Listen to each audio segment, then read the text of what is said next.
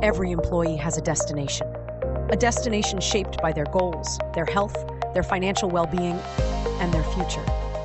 At Alexfobes, we help employers make people the priority through holistic employee benefits that connect retirement, risk, healthcare, and financial well-being into one integrated solution. Because when employees feel valued, supported, and financially confident, they make better decisions, achieve better outcomes, and move closer to their investment destination. Alexfobes, connecting people to better outcomes every step of the journey.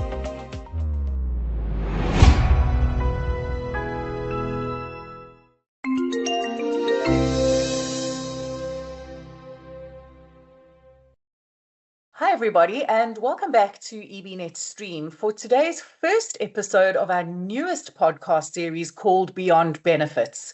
And without stealing any of our guests' thunder, I think it's important to just introduce this by saying that more and more we're seeing a need for the integration of financial and other benefits for our customers, our employees, our fund members.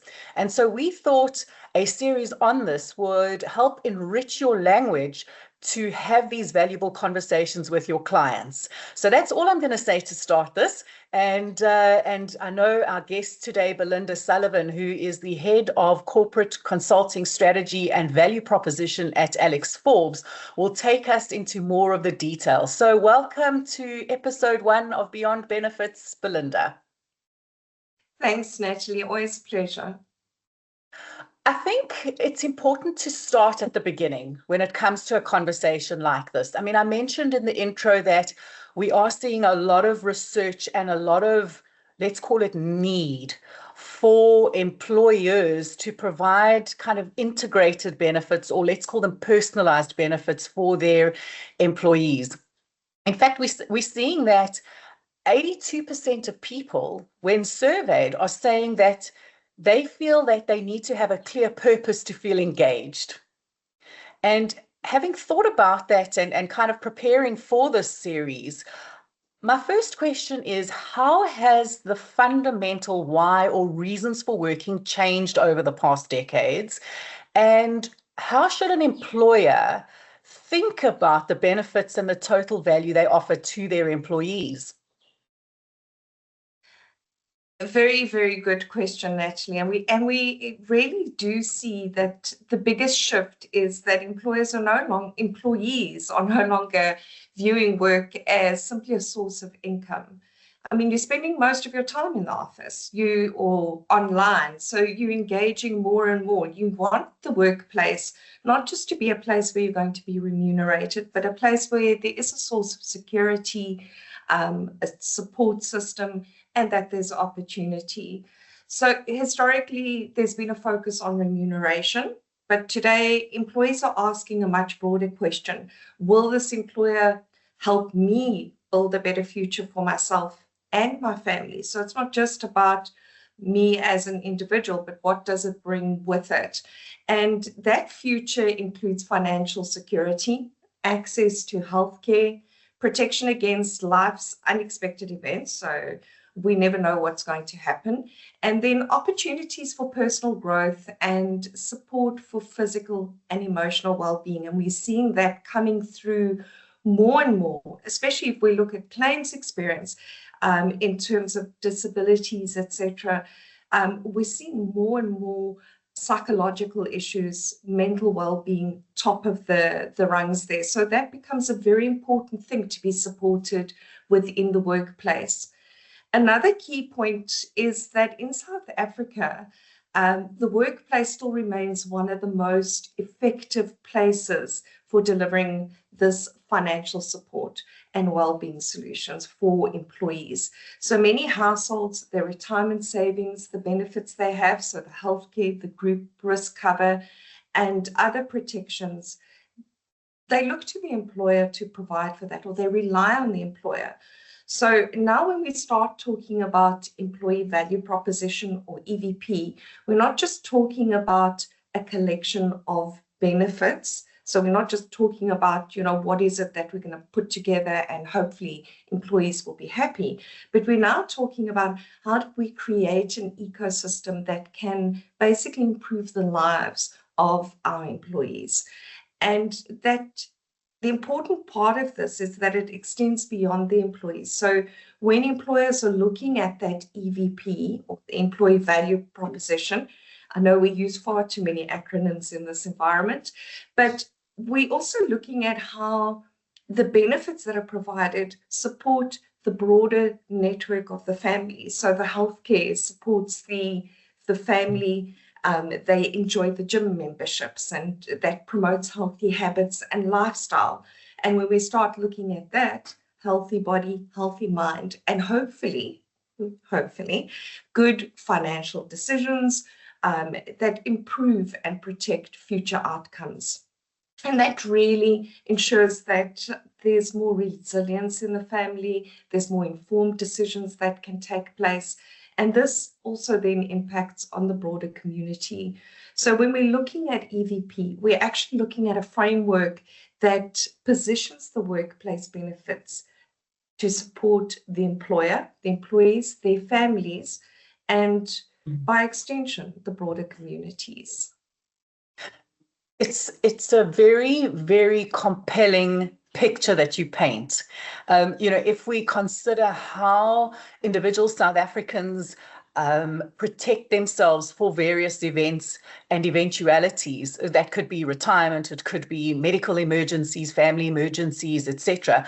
I think that two-part has shown us that there is a reliance on the employer, right?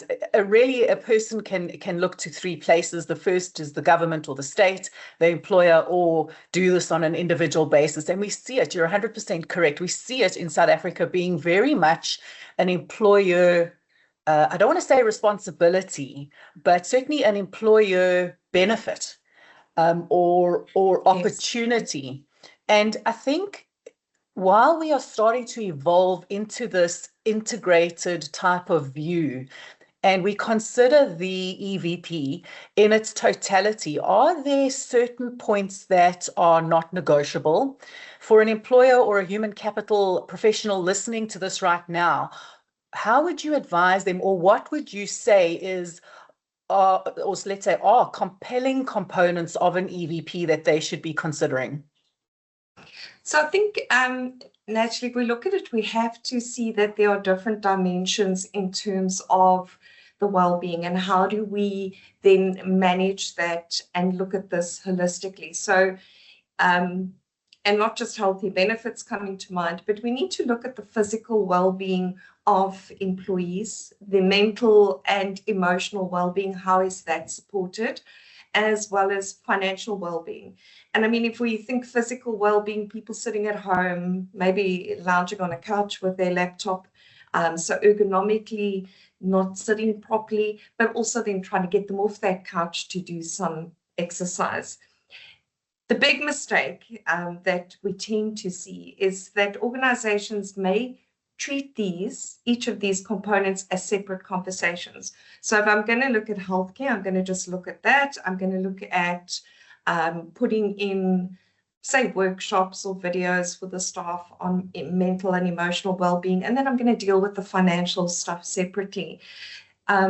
It's important, and you highlighted it in the beginning, employees don't experience life in silos. So the financial stress affects mental well-being. Mental well-being affects physical health, and the physical illness affects the performance, the income security, and the retirement outcomes of the employees that you actually look after. And, you want to be productive.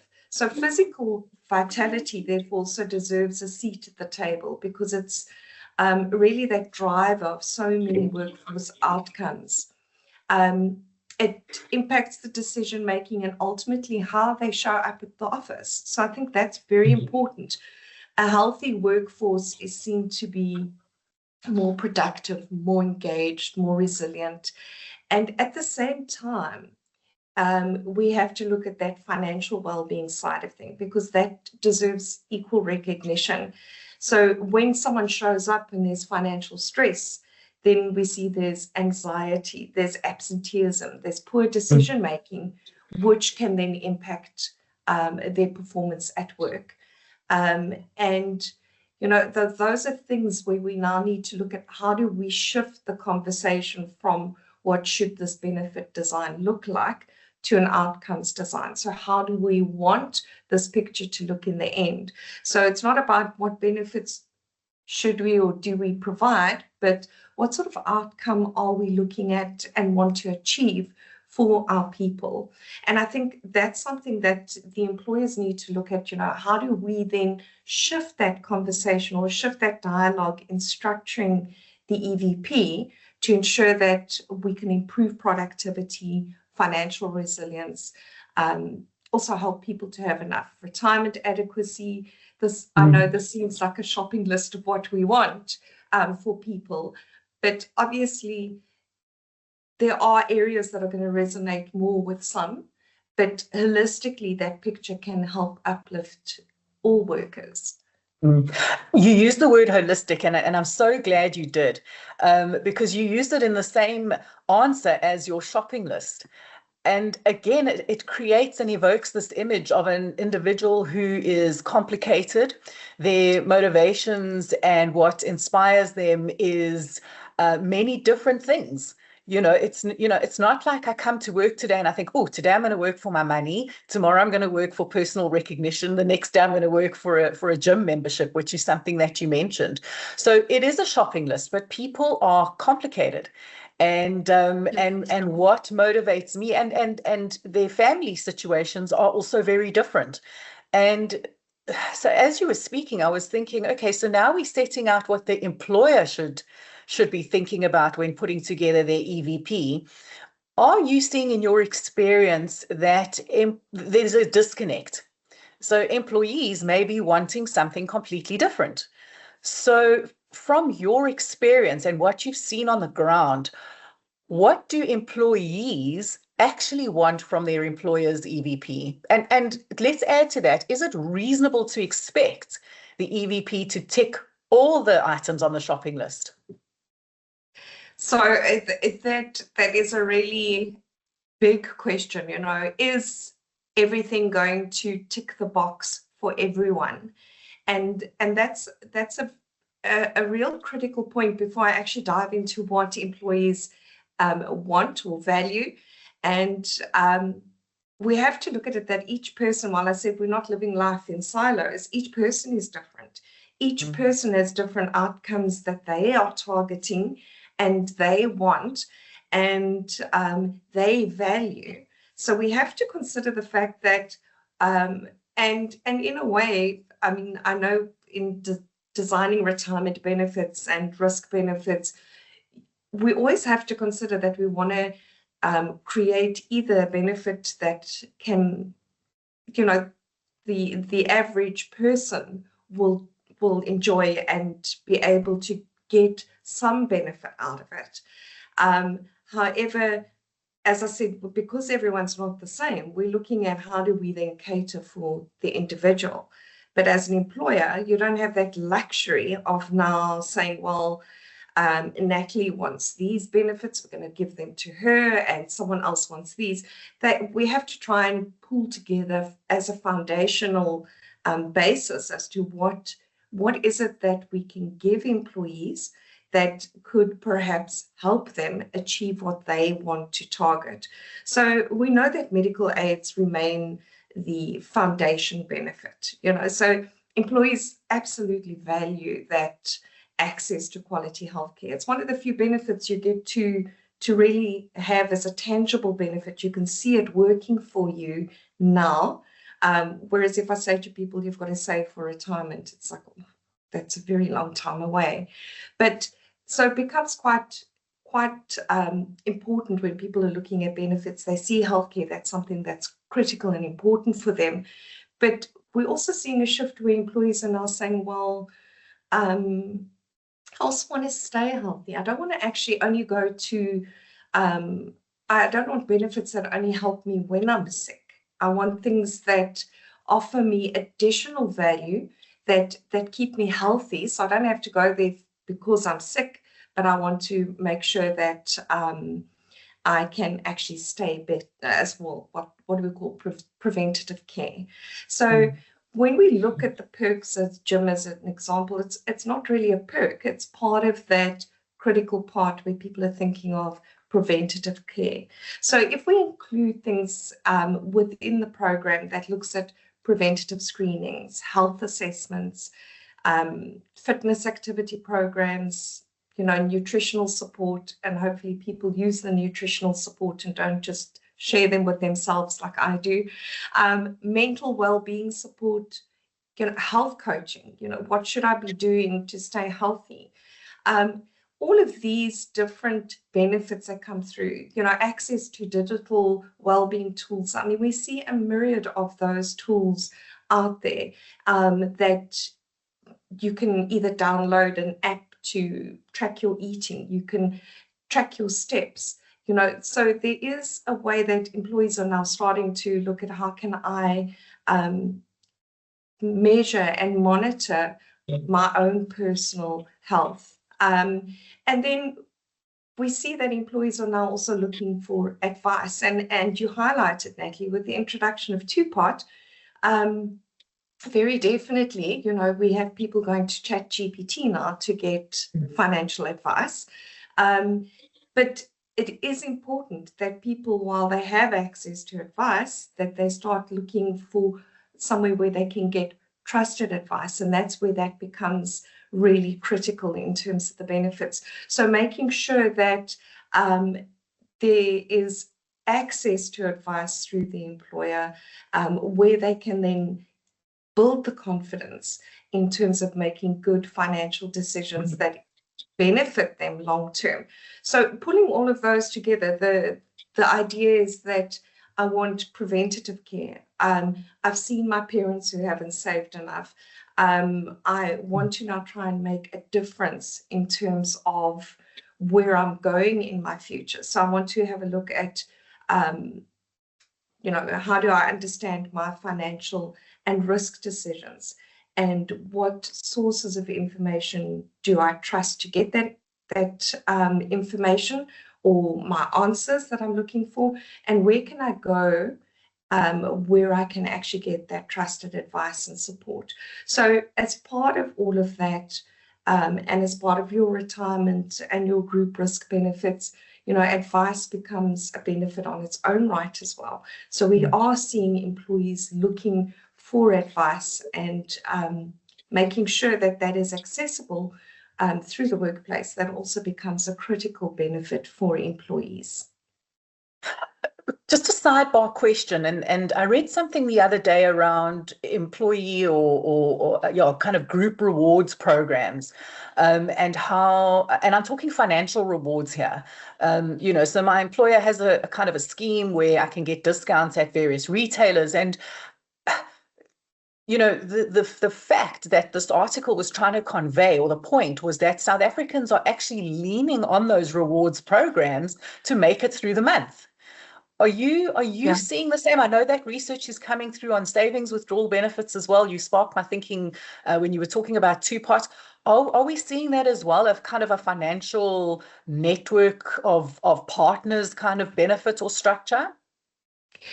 Very definitely. So a lot of the discussion with or the questions that you go out in surveys or any survey that you see about why did you take your savings pot money, a large proportion of those people are saying because I need to get through the month. It's not, I'm not taking it because I want to go shopping. I'm taking it because I actually want to go shopping and put something on the table, or to try and support the debt that we're in, because for the last 12 months we've been living on this sort of credit, spending our full credit card or getting into debt or borrowing money, and we now need to start servicing that debt. So very definitely the rewards come in. So it's not just about the free coffee anymore. It's about, can I get discount to buy groceries, or can I get discount or or vouchers for nappies, as an example, or baby formula. So there is very definitely a need and a shift in terms of what rewards people value. And it's not just that, that nice to have little cappuccino because I've gone to gym. It's really much broader than that. And I think you're 100% correct in highlighting that there is a shift, and it is because there's a need. And having access to those rewards is actually part of what the benefits are that the employees enjoy. So their employers providing the benefits, the providers that are providing the retirement fund, the group risk benefits, etc., the healthcare, are rewarding for good financial behavior or rewarding for people saving. And if we consider that maybe there are rewards that can help support people month to month, so if I can get 100 Rand off my groceries over the next 6 months, that's a big saving for some households versus me going and dipping into my savings pot or waiting till March next year to then access it again. So I think very definitely, yes. EBnet is proud to bring you top quality content from experts across the financial services industry in South Africa and internationally for free. Your support helps us in doing this. All we ask is that you subscribe to our channel by clicking the subscribe button below, share this video with others you think will benefit from it, and give us a thumbs up if you are enjoying the content. That way you help us help you.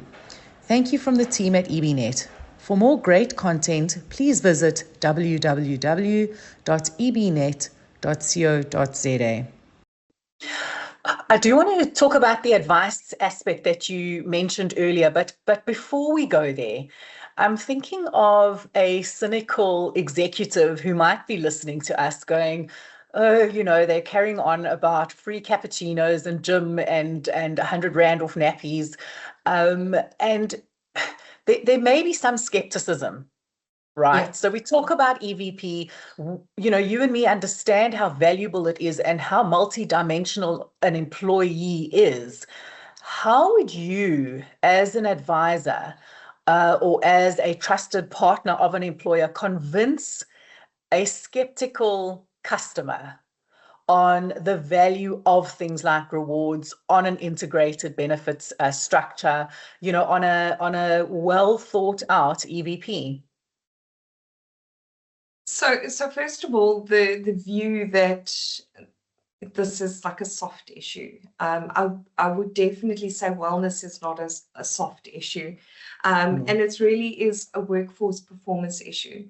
So the conversations with let's say the CFOs are changing because employers are recognizing that the cost of poor health appears everywhere. So if we look at absenteeism, presenteeism, disability claims, medical costs, productivity losses, as well as staff turnover, the evidence is compelling. So there's been studies that have found positive returns from workplace wellness programs when they're properly implemented and aligned to organizational objectives. So it's not necessarily that you have to go and put in the Rolls Royce because that works for one company. You have to look at what is going to work for your specific company. So Cigna, for example, reported meaningful returns that have been associated with their employee health programs.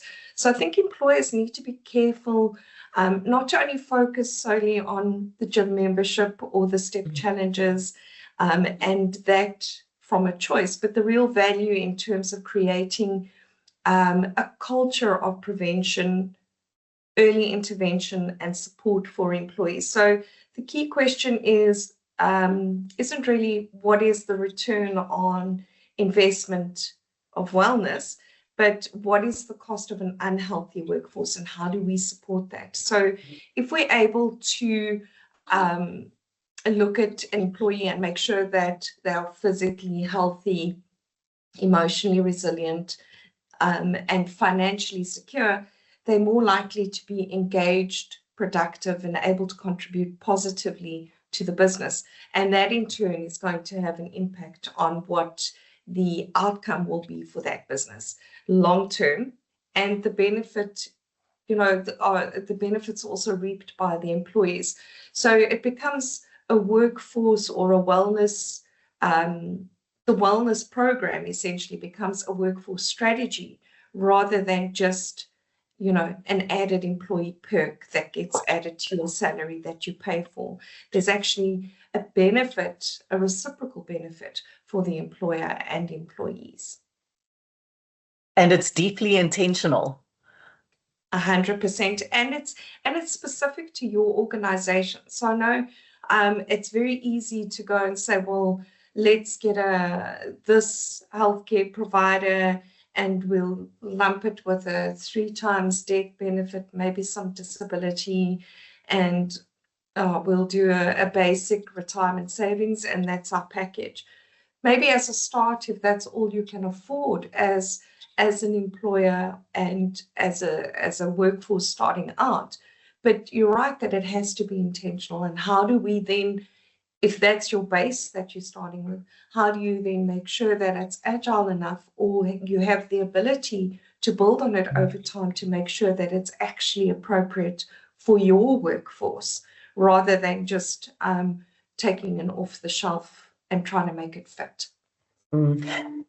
Also, for me, there is a key element of care here, because an EVP communicates to an organization's workforce the priorities of the employer and how invested the employer is in the health, and I'm talking total health, so that holistic word again, of its employees. Now, care for me is an interesting one, right? Difficult to measure. And I want to know from you, just interrogate my thinking here. Is it obvious that leadership should also be seen to be engaging with and enjoying the benefits of the EVP? Are we seeing that out there in the workforce? Or, like you say, is it this kind of dusty thing that sits on the shelf that we, review when it comes up in our policy review schedule?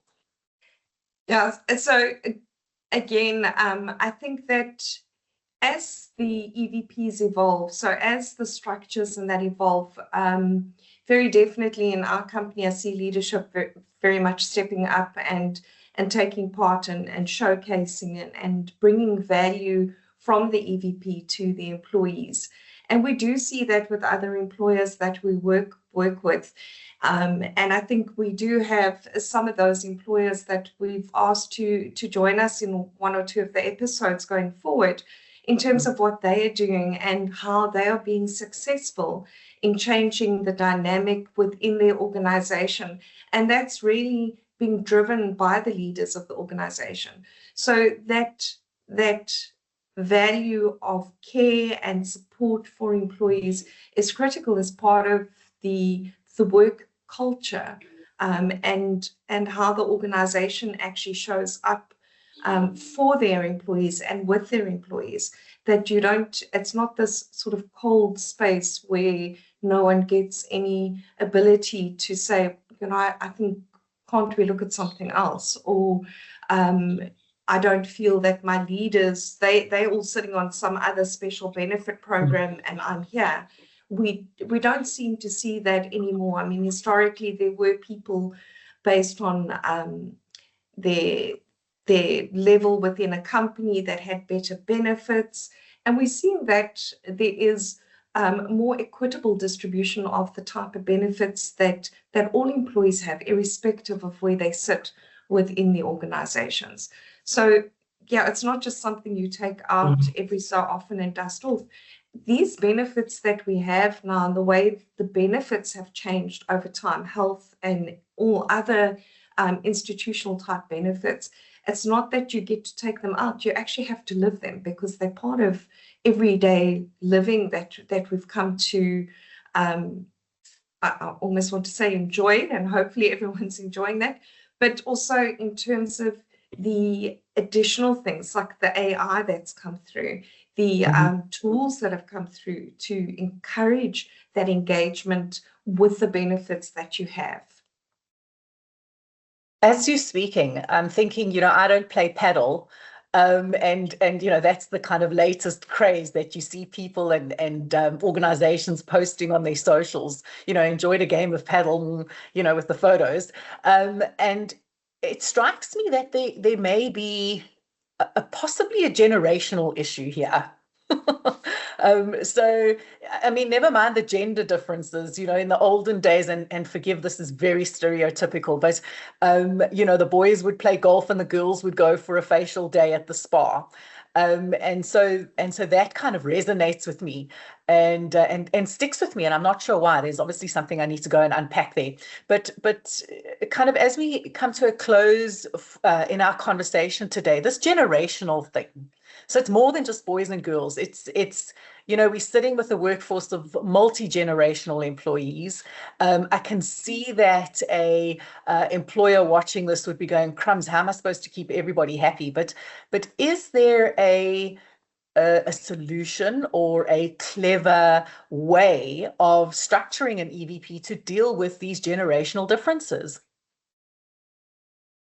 Yeah, I was just trying to count how many generations currently. I think there are around 5 that we have in the workplace, which is quite phenomenal if we think historically, where there was only your boomers and Gen X. And I mean, if we think of the Gen X generation, how things have changed within that generation alone.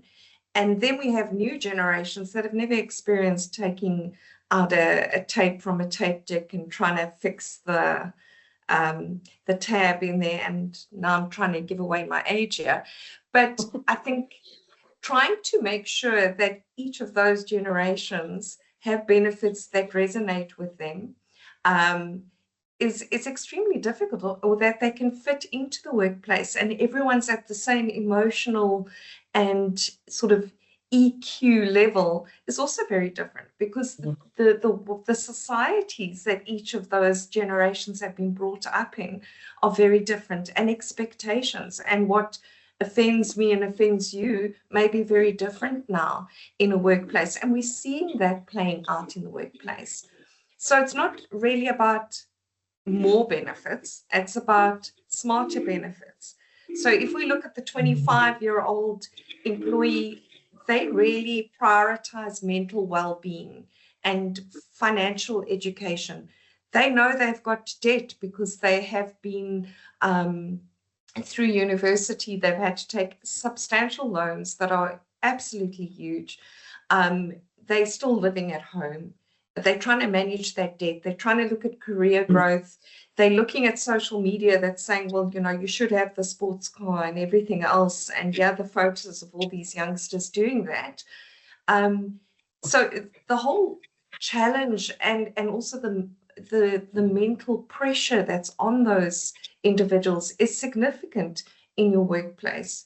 And then we've got older employees, 55 plus, who prioritize healthcare. They're looking at, well, should we still be working? Do we need to look at our retirement a little bit more closely? Should we be looking at a retirement village?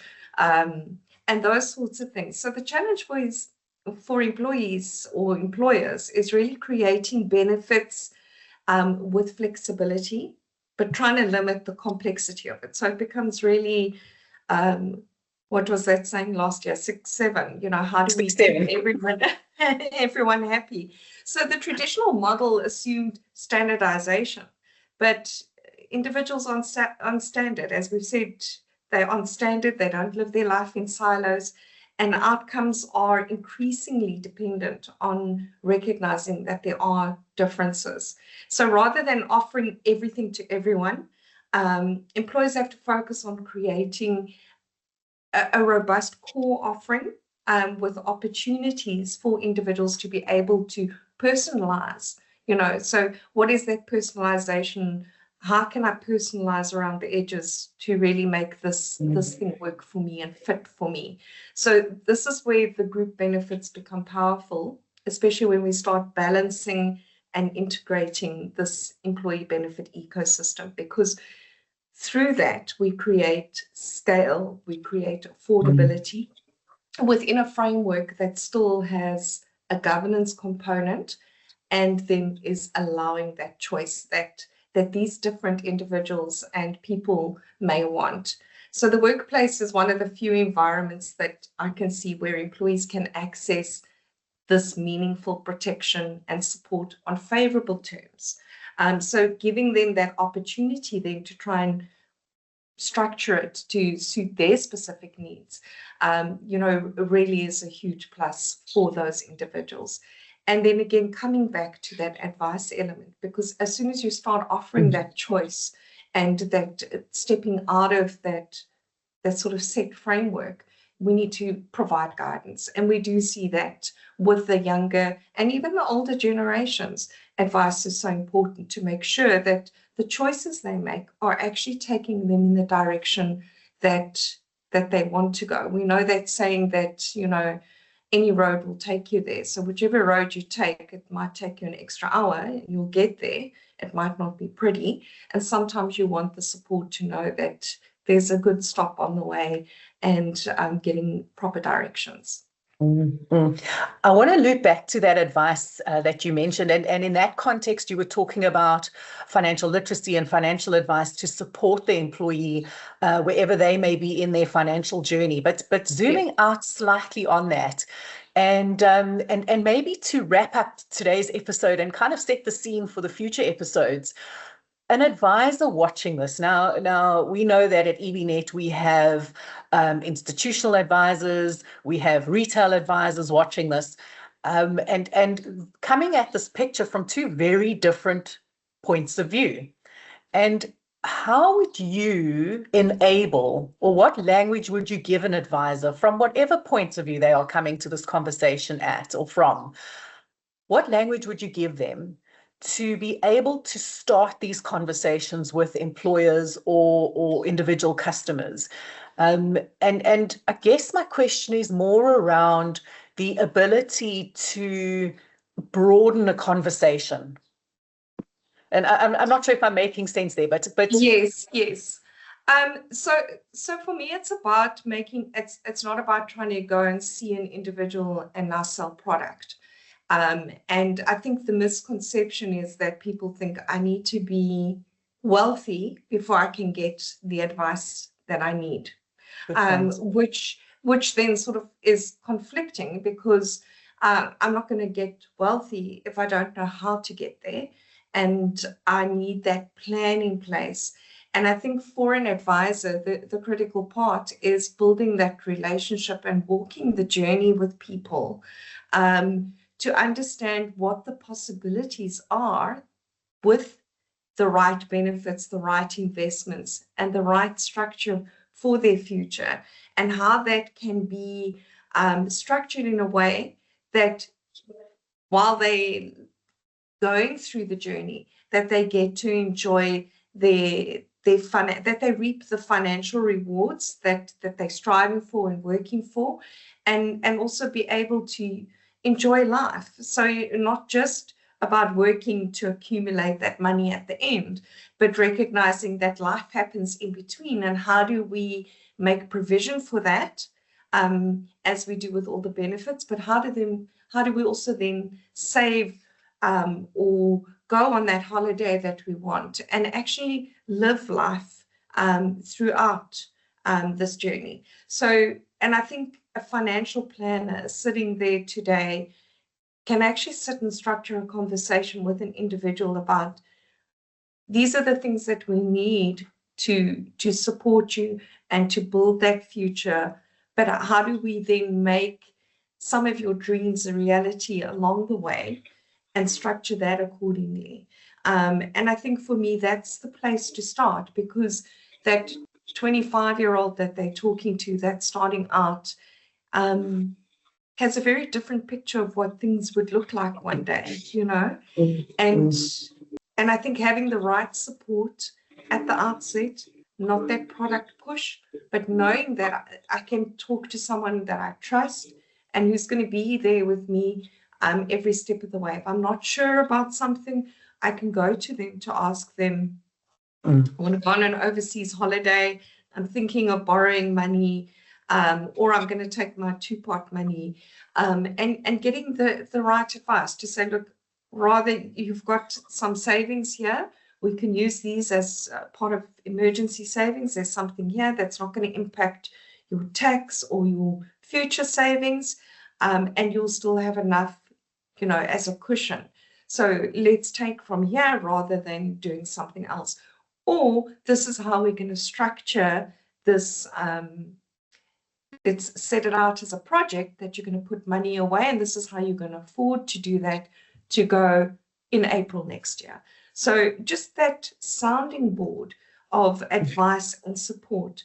And I think that when you lock in that relationship long term as an advisor, because also as an advisor, you are there not to, you also want to make a living.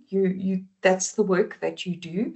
So having that relationship and long-term support ultimately, I think, is going to benefit you because you will have that client for life.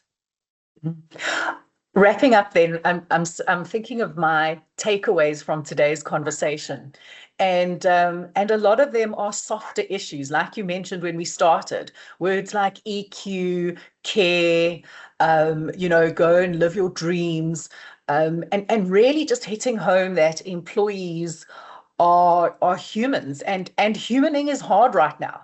So that's my key takeaway. For yourself, if you would want to leave somebody watching this with a last comment or thought, 30 seconds, what would that be? So for me, a strong EVP is not about offering more benefits, as I've highlighted, but really about helping employees make better decisions, helping them to stay healthy, be financially resilient, and feel supported throughout their life journey, wherever life takes them. And when that happens, I think, it benefits the employees, it benefits the employers, and families win as well as the communities, because there is that additional money that can be spent there. There's not a reliance on the community. And ultimately, looking from a workplace perspective, work becomes much more than just a place of work. It becomes the platform that is going to provide for better workforce outcomes, as well as obviously the benefits that the employer ultimately reaps. And for me, then, that is where health, well-being, financial security, and advice all really come together as, I suppose, summing it up, the sum of all parts, pulling it together. Belinda, it's been an absolute pleasure.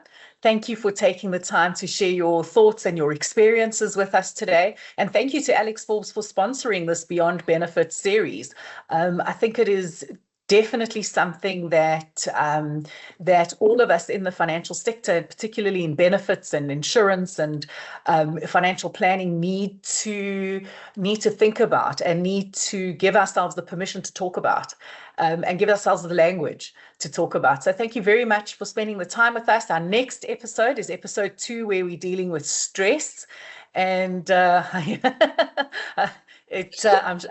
sure it is going to, not apply to any of us today, but No.